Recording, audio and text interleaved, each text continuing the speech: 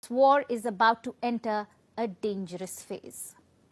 Russian nukes are now not just near Ukraine, but they are close to NATO's borders too. For the first time since the fall of the Soviet Union, Russia has deployed these bombs outside the country. It's a move that cannot be taken lightly, but today it finally pulled the trigger. Russian nuclear weapons are going to Belarus. The transfer of nuclear weapons has begun. It has already begun. Yes, it has already begun. The weapons are already in Belarus. Maybe. I'll take a look when I go back. That was Alexander Lukashenko, the president of Belarus and a loyal ally of Vladimir Putin. Lukashenko has kept his promise. His country is now playing host to Russian nukes. The West has denounced these deployments. What made Putin resort to nuclear weapons? What is the Russian president's endgame? Let's deep dive. The war in Ukraine is in its 15th month, and both sides are battling for every inch of territory. A counter-offensive by Ukraine could begin soon, which some say has already started. But Russia is preparing.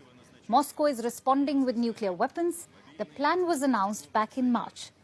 Belarus said today the warheads are on the move. Who are these weapons for? Ukraine. That's a no-brainer. But there could be more targets. Look at the map. Belarus shares a border with 3 NATO members, Poland, Lithuania and Latvia. So these countries too can be potential targets.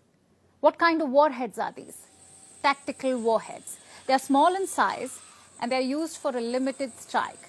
So they won't be able to destroy big cities, but they can obliterate small areas. That's their purpose. The nukes in Belarus will be controlled by Russia. So no change in ownership. But if a nuclear strike is ordered, Belarus could execute it on Russia's orders.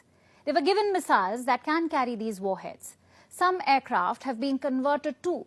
Belarusian Sukhoi 25 will be able to carry nukes. The Sukhoi 25 is a Russian warplane. The Air Force of Belarus has them. In their fleet, Belarusian servicemen got some training too. So everything is in place. The question is, why now? The Russian defense minister has dropped some hints. He was in Minsk to finalize some specifics about this arrangement to store the nukes. Listen to his comments.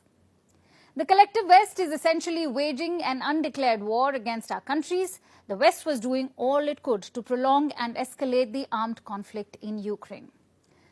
Allow me to simplify that. Russia says the war in Ukraine has turned into a proxy battle and the West wants to extend the conflict by arming the Ukrainian forces.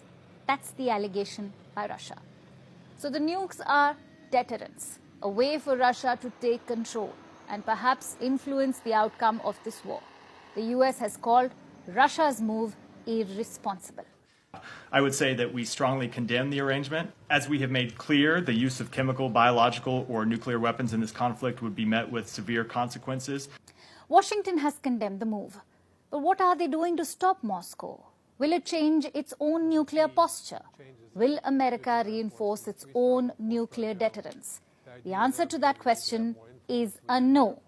For now, the US has decided to do nothing. We have not seen any reason to adjust our own nuclear posture. You've heard us say that before, nor any indications Russia is preparing to use nuclear weapons for Belarus. Speaking to that particular issue, this is yet another example of making irresponsible and provocative choices. So we remain committed to collective defense of the NATO alliance, and I'll just leave it there. So the US won't change its posture, but its ally, Japan, thinks differently. They are worried about Russia's nukes. Today, Tokyo announced fresh sanctions on Moscow. They condemned Russia's actions too. We are aware of the announcement by both Russia and Belarus. As the only country to have suffered atomic bombings during wartime, Japan never accepts Russia's nuclear menace, let alone its use. A nuclear menace. Japan is not mincing its words there. Expect this war of words to intensify. What about the actual war in Ukraine? Well, the fighting is escalating. Today, Russia targeted Kiev again. More missiles and drones were launched towards Ukraine's capital.